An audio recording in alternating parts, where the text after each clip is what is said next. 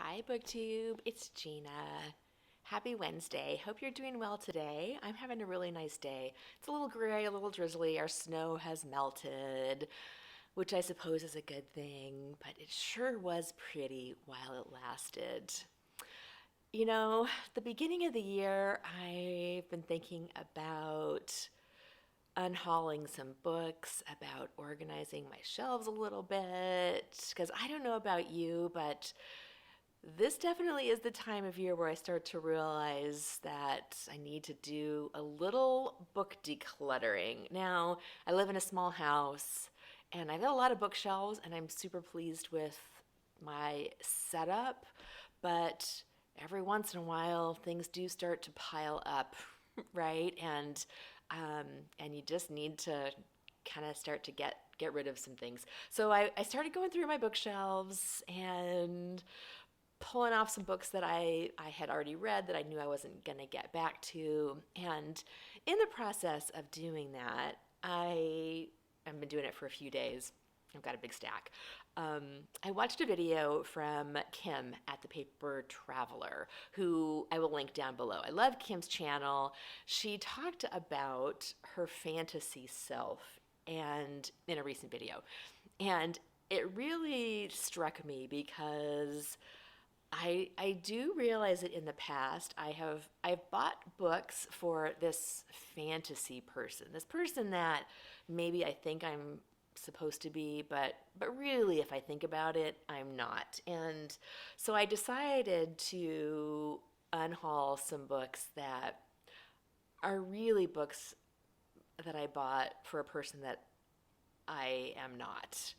Was I ever this person? Maybe in some small way, but if I ever was this person, I'm not this person anymore. We change, we grow, and our libraries can reflect that.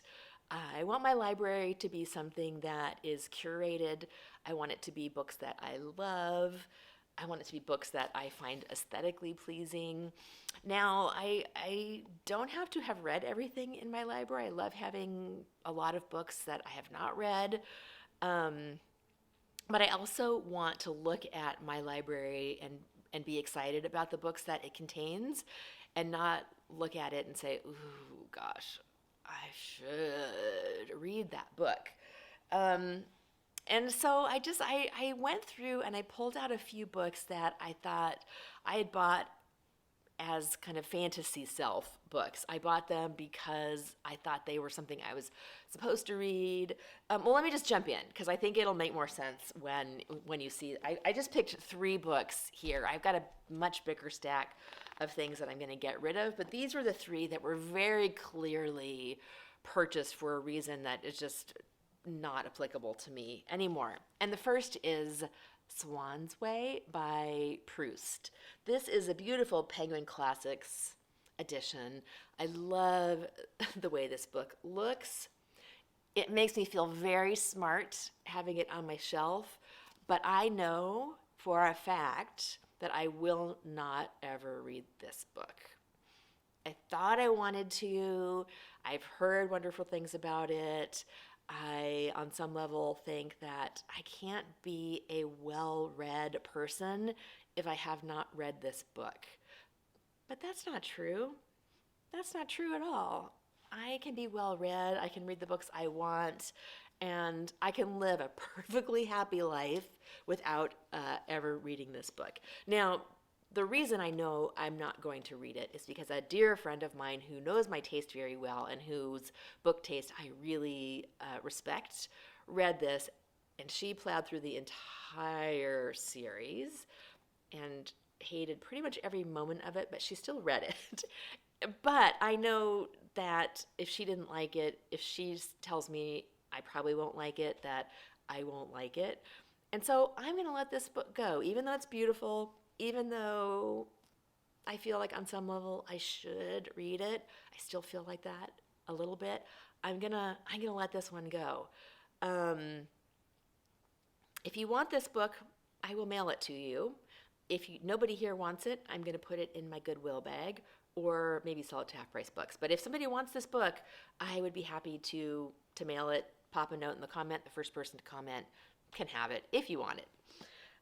Next is an author that I realize I have no desire to read, and that is Philip Roth. Now, these two books, the first is Letting Go, which is another really beautiful cover. And the second is The Great American Novel. And I specifically remember these books. And the reason that these books are fantasy self books, one, are that similar to Proust, back in the day, I thought, if I don't read the mid-century men or the 20th century men, I can't possibly be a well-read person. And that's not the case. I'm going to let these go. So in addition to kind of the thinking in my head that I wanted to be a person that read all of the men, I also bought these two books because I liked the way that they looked. I thought that they might be collectible. I went through a period where I thought I wanted to collect books, which is totally funny because I had forgotten about that. It was a while ago. But I had a couple books here about book collecting. You can't see them. That made me think, oh, I'm gonna buy some books that may be valuable. And I thought Philip Roth, I probably own these books for 20 years. Might be collectible someday. But isn't it just silly to keep books on your shelves that may be collectible? They're not. I looked this one up. It's probably worth $30. That you're never going to read, that you have no desire to read, and who as an author you don't really like or want to be part of. I don't necessarily want Philip Roth in my head, so I'm gonna let him go. But these were totally they've just been sitting on my shelves for 20 years. I'm never going to sell them. I'm never going to read them. So these also need to go. Same thing if you want these books, and they're really beautiful editions. If you're a Philip Roth fan, or if you do want to own these, let me know. I would be happy to send these, to mail these out to somebody who would like them and love them and use them. So my last thoughts on this are, I want to make sure that my library is very usable to me, that it contains books that I love, books that I want to read, books that I think have value to me.